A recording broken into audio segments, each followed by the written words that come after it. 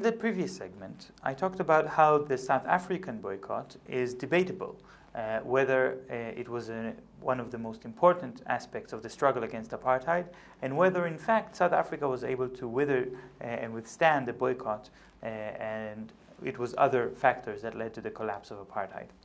Israel is very different from South Africa, and we should analyze the differences in the economies when we come to discuss the question, how can Israel be affected by boycott? First of all, apartheid South Africa was a different period of time. It was before the age of globalization. And when globalization came into full throttle in the 90s, that is actually when apartheid collapsed.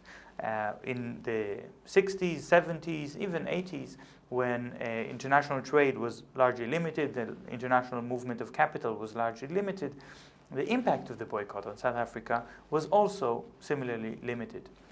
But also, South Africa is a country very rich in natural resources. And the ability of the South African economy to find substitutes to imported materials was key in its efforts to ignore the boycott and continue with apartheid. So the fact that they could use coal, for example, to produce energy instead of oil was one of the ways by which South Africa adapted to the boycott. Israel, however, is very different. Israel is one of the most globalized economies in the world. In per capita terms, Israel is the 10th biggest importer in the world and the 8th biggest exporter in the world. Of course, that is in per capita terms because Israel is a very small country. That makes Israel very vulnerable to changes in its trade, its foreign trade. Although Israel has now a balance of payments that makes it quite resilient, or at least to appear as a very resilient economy in the sense that it is able to export enough to fund all of its imports. On the other hand, Israel is very dependent on the constant flow of foreign currency because that foreign currency is used to fuel Israel's constant imports. 75% of all imports to Israel are actually raw materials. That is because Israel does not have a local source of raw materials. And all these raw materials that are imported into Israel are then refined and processed in Israel into finished products that are exported.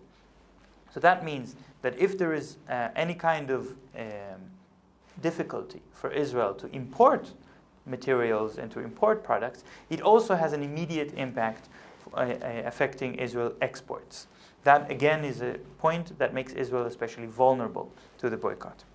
Now, it's quite clear that we cannot expect anytime soon a massive boycott movement against Israel like there was in South Africa.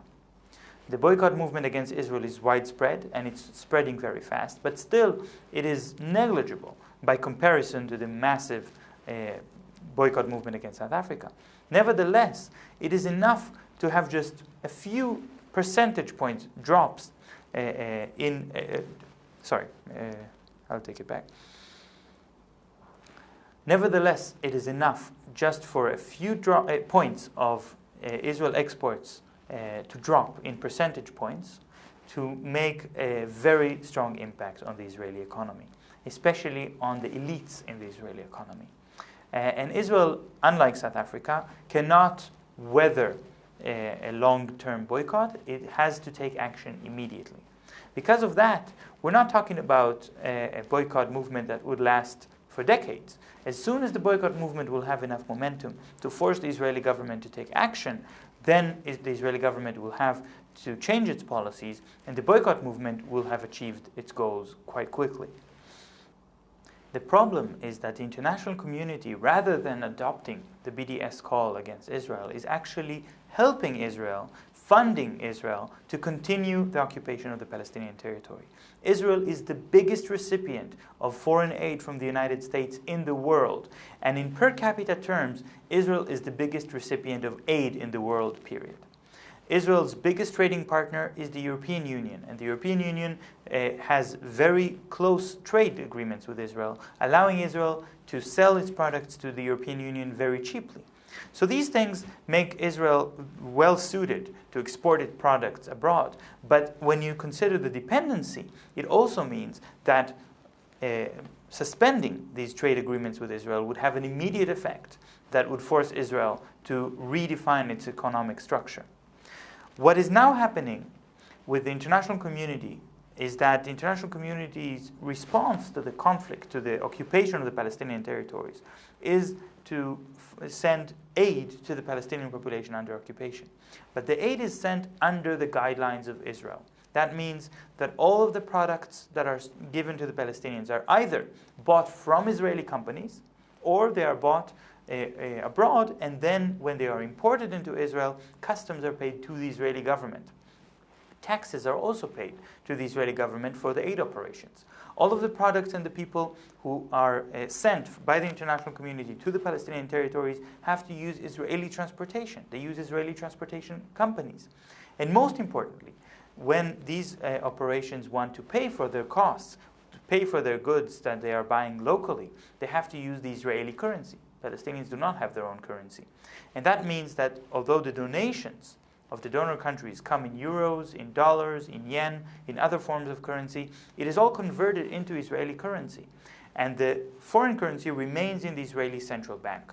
That means that Israel is now allowed by the international community to export the occupation. The occupation becomes one of Israel's most important export routes. When the international community says that it no longer allows Israel to subvert aid to its own goals and no longer agrees to pay taxes to the state of Israel for the right to send products to the Palestinian population, that would be one of the most important aspects of changing the economic framework of the occupation.